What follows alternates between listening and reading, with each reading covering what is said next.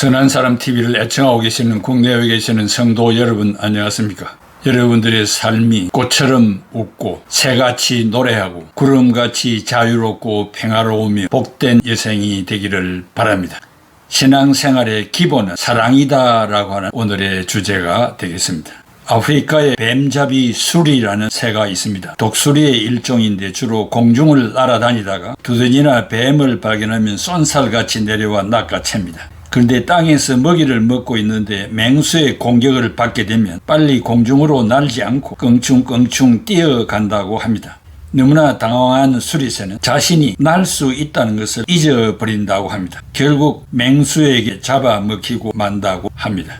하나님께서 우리에게 믿음의 날개를 달아주셨는데도 불구하고 영안이 어두운 우리들은 위기 앞에 날아갈 수 있다는 사실을 잊은 채로 허덕이며 살아갈 때가 많은 것 같습니다. 기본적인 믿음을 매사에 적용하지 못하는 신자는 수리새와 다를 바가 없겠습니다. 평상시에는 믿음이 있는 성도로 인정을 받았지만 큰 문제에 직면했을 때는 기본적인 믿음을 적용하지 못하고 휘청거리는 경우를 보게 됩니다. 누가복음 8장 25절에 제자들에게 이르시되 너희 믿음이 어디 있느냐 하시니 신자에게 기본의 신앙이 생활화가 되지 아니하면 불신자와 별 다름이 없고 하나님이 달아준 믿음의 날개는 무용지물이 될 것입니다. 기본 정신, Basic Human Right, 소중한 것을 존중하고 지켜주려는 정신이며 남의 소유를 탐하지 않는 정신이며 언제나 어디서나 모든 일에 진실하고 정직하며 자기 분수를 알고 자족하는 정신을 가지는 것입니다. 이것이 민주사회, 복지사회의 기본을 이루는 정신입니다. 사도 바울은 고린도 교회를 향하여 폴테시모, 즉 큰 소리로 외치고 있습니다. 너희들이 예언을 하고 방언을 하고 고상한 지식을 가지고 영적 비밀을 알고 산을 옮길 만한 믿음이 있고 구제하고 내 몸을 불사르게 내어줄지라도 기본적인 아가페 사랑이 없으면 아무 소용이 없다고 큰 소리로 외칩니다. 이 외침을 여러분 듣고 있습니까? 80평생을 살아보니 인간은 사랑을 먹고 마시며 사는 존재인 것을 실감합니다. 인간은 사랑하기 위하여 출생했고 사랑하다가 죽는 존재인 것 같습니다. 세계 제2차 대전이 한창일 때 태평양에서 조난을 당한 한 해병대 병사가 있었습니다.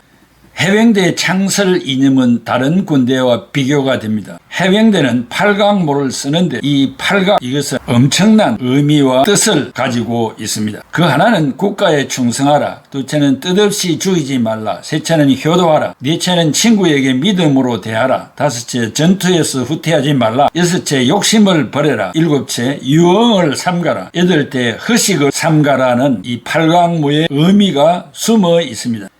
해병용사는 태평양에서 군함이 가라앉아 갈 때 자신의 목숨과 군함을 구하기 위하여 사투가 벌어졌습니다. 모든 기구들을 다 던져버리고 홀몸이 되었지만 손에 쥐고 있었던 것이 하나 있었는데 사랑하는 가족과 애인의 사진이었습니다. 자신의 생명이 1초 1각에 걸려 있는데도 불구하고 사랑 때문에 놓을 수 없었던 것이 사랑 그 자체였습니다. 사랑은 생명과 같은 것입니다. 바울은 은사지향적인 고린도 교회 성도들에게 이제는 은사에서 떠나 사랑으로 모든 일을 하라고 충고하며 외칩니다. 고린도 교회의 문제점은 첫째 분쟁과 파당입니다. 둘째는 지식적 우월감입니다. 셋째는 교만과 허세입니다. 넷째는 성적 부도덕입니다. 다섯째는 법적 송사 문제입니다. 여섯째 도덕적 타락입니다. 일곱째 이방인 제사에 참여하는 문제입니다. 여덟째 바울의 사도권을 의심하며 도전했습니다. 아홉째 세례와 성만찬에 대한 비성경적 열광주의자들이 있었습니다. 열째 성찬식에서의 추태가 있었습니다. 11번째 잘못된 부활신학, 온갖 문제들이 난무했습니다. 우리는 고린도 전서를 공부하면서 특별히 방언과 예언과 지식에 대한 것이 있어도 사랑이 없으면 소용이 없다는 말씀에 우리가 주목할 수 있습니다. 오늘은 첫째 방언을 해도 사랑이 없으면 소용이 없다는 말씀입니다. 교회의 논쟁이 되는 방언은 두 가지로 나누어 말할 수 있습니다. 사도행전 2장의 방언과 고린도전서 14장의 방언입니다. 그 첫째는 사도행전 2장의 방언은 오순절을 지키기 위하여 16개국에서 모여든 많은 사람에게 복음의 핵심과 부활의 소식을 전하기 위하여 오순절 다락방에서 성령을 받은 자들에게 입을 열어 외국어로 설교하며 기쁜 소식을 전하게 하였습니다. 어떤 사람은 사도행전의 방언과 고린도 교회의 방언과 동일하다고 말하는 어리석은 자들이 있습니다. 사도행전 2장 8절에 우리 각 사람이 난 곳 방언으로 듣게 되는 것이 어찌 됨이냐. 애굽에서 온 자들은 애굽의 말로 듣게 되었다는 말입니다. 사도행전 2장 4절에서 6절 방언은 이상하고 알아듣지 못하는 영음이 아니라 명백한 방언, 헬라말로 디알레톡스, 랭귀지, 즉 언어였습니다. 사도행전 23장 9절의 말, 헬라말 랄레오, has spoken. 말에서도 알아듣지 못하는 방언이 아닙니다. 분명한 언어, 랭귀지였습니다. 사도행전 2장에서 방언을 헬라말로 디알렉토 랭귀지, 누구나 알아들을 수 있는 언어이며 외국어였습니다. 그러나 고린도전서 14장에서 방언은 헬라말로 글로사, unknown language, 방언은 누구나 알아들을 수 없는 언어라고 킹 제임스 버전에는 말하고 있습니다. 방언은 자기를 위한 방언, 반드시 통역이 필요한 방언, 허공에 대고 말하는 방언, 아무도 알아듣지 못하는 방언, 이런 방언을 말하는 자는 잠잠하든지 통역을 하라. 미친 자가 하는 방언, 외국인, 야만인이 하는 방언이라고 했습니다. 킹 제임스 버전에는 고린도 교회에 있었던 방언을 사도행전 14장 2절, 4절, 13절, 14절, 19절, 27절에 unknown language, 알아들을 수 없는 말이라고 번역을 했습니다. 이 말은 다른 번역에 없는 단어를 킹 제임스 버전에는 삽입을 했습니다. 사도행전 2장의 방언은 배우지도 않은 외국어로 복음을 전했다는 것은 얼마나 놀라운 일입니까? 이것은 전적으로 성령님의 역사라고 말할 수 있습니다. 어떤 사람은 사도행전 2장의 방언은 사람에게 하는 것이고 고린도전서 14장의 방언은 하나님께 말하는 것이므로 사람이 알아듣지 못한다고 했습니다. 사도행전 2장 2절에 하나님께 하나니, 그래서 사람은 알아듣지 못한다고 주장하지만 그때의 통상적인 의미로 하나님께라는 말은 허공을 두고 하는 말이었습니다. 영음 방언이 기독교의 최고봉에 있었던 것은 아니었습니다. 이방 종교에서도 신전에서 사제들과 교도들이 알아들을 수 없는 방언을 하고 있었다는 것을 알 수 있습니다. 바울이 강조하는 바의 중심이 무엇입니까? 초대교회 성도들이 하고 있었던 방언의 시비보다도 사랑을 강조하고 있습니다. 외국어로 말했든지 아니면 알아듣지 못하는 방언을 말했든지 중요한 것은 사랑으로 했는가를 묻고 있습니다. 바울도 고린도전서 14장 18절에 내가 너희 모든 사람보다 방언을 더 말함으로 하나님께 감사하노라고 했습니다. 아무리 방언을 하여도 이웃을 남달리 사랑하고 도우고 섬기려는 동기가 없는 방언은 아무것도 아니라는 것입니다. 혹한 교회 안에 방언을 하는 자와 하지 못하는 자와 분쟁이나 분리는 없습니까? 또한 철야 기도와 산상 기도와 40일 금식 기도를 했는데도 방언을 받지 못하였다고 하나님께서 나를 영적인 세계에서 제외시킨 것이 아닌가라고 생각하는 자는 없습니까? 고린도전서 12장 30절에 다 병 고치는 은사를 가진 자이겠느냐, 다 방언을 말하는 자이겠느냐, 다 능력을 행하는 자이겠느냐라고 반문합니다. 문제가 되는 것은 성경에 분명히 가르침이 있는데도 불구하고 성경을 뛰어넘어 모든 성도가 방언을 할 수 있어야 한다고 주장하는 것은 잘못된 것입니다. 신앙의 기본인 아가페 사랑이 인격을 형성하고 그 이후에 특별히 쓰임을 받을 예언, 방언, 지식이나 다양한 은사들을 받아들인다면 더할 나위가 없을 것입니다. 바울은 결단코 누구나 빠짐없이 방언을 해야 한다고 가르치지 않았습니다. 그리고 소아시아 교회를 탐방하면서도 방언을 말하지 않았고 바울의 다른 서신에 말하지 않았습니다. 그러므로 강요해서는 안 됩니다. 고린도전서 14장 19절에 성경을 깨달은 마음으로 5마디 말을 하는 것이 1만 마디 방언으로 말하는 것보다 나으니라라고 했습니다. 형제를 불쌍히 여기는 마음이 없이 방언만 한다면 무슨 유익이 있겠습니까? 차라리 형제에게 나누어주는 사랑을 요구하라고 강조합니다. 만사가 기본 기초에 시작합니다. 기초 공사의 중요성을 말하지 않아도 잘 알 것입니다. 공부도 기초가 잘 학습되어 있지 않으면 상급학교에 갈 수가 없습니다. 1962년 서산에서 출생한 한 소년이 유난히 축구를 좋아했습니다. 이 소년에게는 축구가 곧 자신의 존재 가치였습니다. 둥근 공만 보아도 웃음이 절로 나오고 행복했습니다.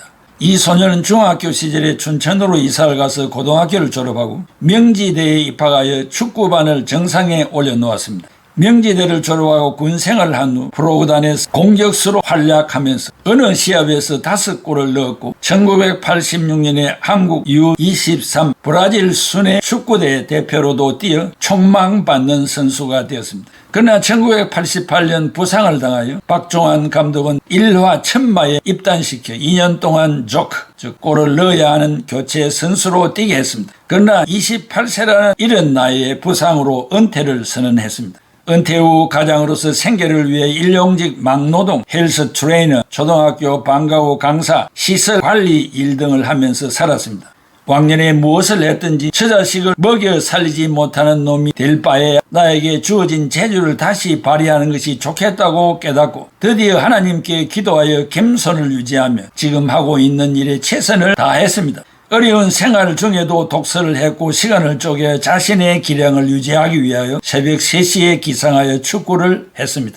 두 아들과 함께 운동을 하였는데 자신이 하였던 축구를 아들에게 강요하지는 않았습니다. 아들이 기술을 가르쳐달라고 할 때까지 기다렸습니다. 아들은 축구 인생이 되겠다고 합니다. 아버지는 이 길은 쉬운 길이 아님을 다짐했습니다. 아들들에게 축구를 혹독하게 시켰는데 축구 앞에 물러서지를 않았습니다. 동네 사람들은 비난을 합니다. 가난한 사람이 운동장에서 아들들을 데리고 공이나 차고 있느냐고.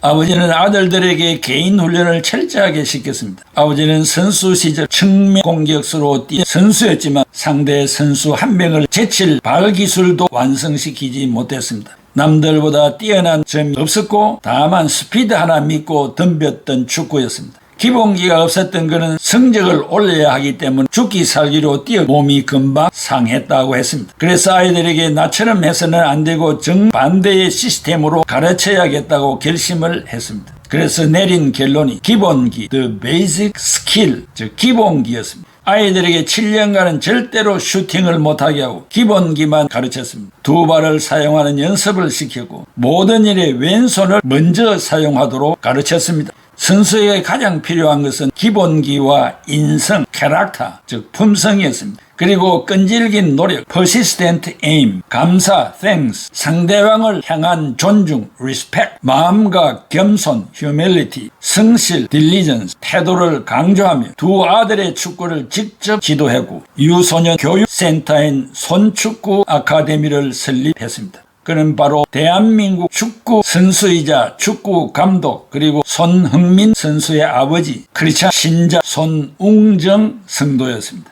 그의 책 모든 것은 기본에서 시작한다에서 말했습니다. 축구의 왕도란 없다. 손흥민이 데뷔골을 넣었을 때 팬들은 말하기를 혜성처럼 나타난 선수라고 외쳤습니다. 아버지는 말합니다. 실상은 모든 일에 혜성은 없다고 생각한다. 차곡차곡 쌓아 올린 기본기가 그때 나타난 것뿐이라고 말하면서 첫째도 둘째도 기본기이다. 나아가 축구보다 인성이 더 중요하다. 화려한 기술을 익히는 것이 전부가 아니라 훌륭한 인성을 갖추어 인생을 겸손과 감사와 성실함으로 대할 줄 알아야 한다. 축구를 잘하는 것보다 중요한 것이 먼저 인성이 바른 사람이 되는 것이다 라고 아버지가 강조했습니다. 이것은 축구에만 해당되는 말은 아닐 것입니다. 우리의 신앙도 마찬가지입니다. 신앙생활에도 기본기가 바탕이 되어야 합니다. 신앙의 기본은 무엇일까요? 하나님의 말씀입니다. 히브리서 4장 12, 13절에 하나님의 말씀은 살아있고 활력이 있어 좌우의 어떤 금보다도 예리하여 혼과 영과 및 관절과 골수를 찔러 쪼개기까지 하며 또 마음의 생각과 뜻을 판단하니 지으신 것이 하나도 그 앞에 나타나지 않음이 없고 우리의 결산을 받으실 이의 눈앞에 만물이 벌거벗은 것 같이 드러나나니라고 했습니다. 남을 비난하기 전에 나의 신앙은 얼마나 기본에 충실하고 있습니까? 먼저 회개하며 나의 신앙을 회복시키기 위해서는 무엇을 어떻게 해야 하겠습니까? 아무리 예언을 하고 방언을 하고 높은 신학 지식을 가져도 아가페 사랑이 없으면 아무 소용이 없습니다. 사랑하는 성도 여러분, 내가 방언을 한다고 이웃 성도들보다 우월감을 가진 성도는 없습니까? 내가 하나님의 교회로부터 중직을 받았다고 중직을 받지 못한 자들 깔보는 마음을 가진 때는 없었습니까? 교권을 발동합니까? 사람들을 무시합니까? 사랑이 없으면 아무 소용이 없습니다. 하나님의 말씀을 전한다 할지라도 교회를 치리하는 직분을 받았다 할지라도 사랑이 없으면 아무 소용이 없습니다. 이것이 신앙생활의 기본일 것입니다. 이 기본 위에 여러분의 모든 직분과 하나님이 주는 은사와 특별한 사랑을 실천하는 여러분들이 되시기를 바랍니다. 기도하겠습니다. 고마우신 아버지 하나님, 은혜와 사랑을 감사합니다. 운동을 할 때 기본적인 운동을 연습하지 아니하고 어떻게 실전에서 승리할 수가 있겠습니까? 우리의 신앙생활, 나아가 학습하는 모든 면에도 기초공사가 바로 되어야만이 점진적인 삶과 성장과 성숙을 제대로 할 수 있지 않겠습니까? 하루아침에 일확천금을 노리는 이 잘못된 사상들을 다 저버리게 하시고 차근차근 벽돌을 쌓듯이 우리의 신앙생활도 기초가 다져지며 튼튼한 반석 위에 하나님을 위하고 교회를 위하고 이웃을 위한 실천이 이루어져서 자타가 다 축복받는 그런 삶의 중심에 서는 우리 모두가 되게 하여 주시옵소서. 예수 그리스도의 이름으로 기도하옵나이다. 아멘. 주의 사랑 노래하리라 영원토록 노래하리라 주의 사랑 노래하리라 영원토록 노래하리라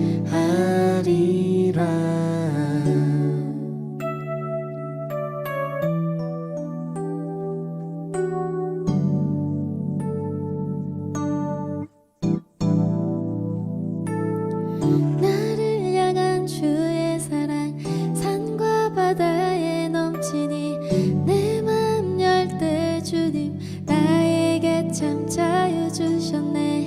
늘 진리 속에 거하며 나의 손을 높이 들고 언제나 주님의 사랑을 노래하리 주의 사랑 노래하리라 영원토록 노래하리라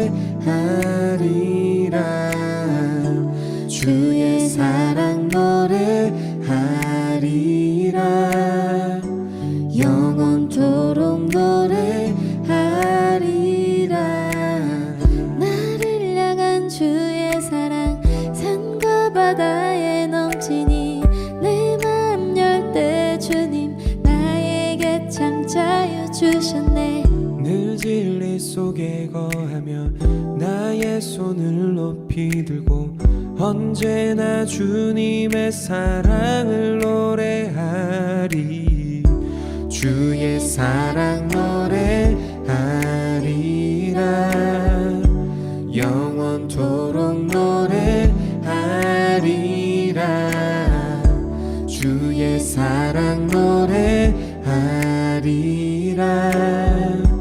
영원토록 노래하리라 내가 춤을 출 때 다 비웃겠지만 그들도 주 알게 되면 함께 기뻐 춤을 추게 되리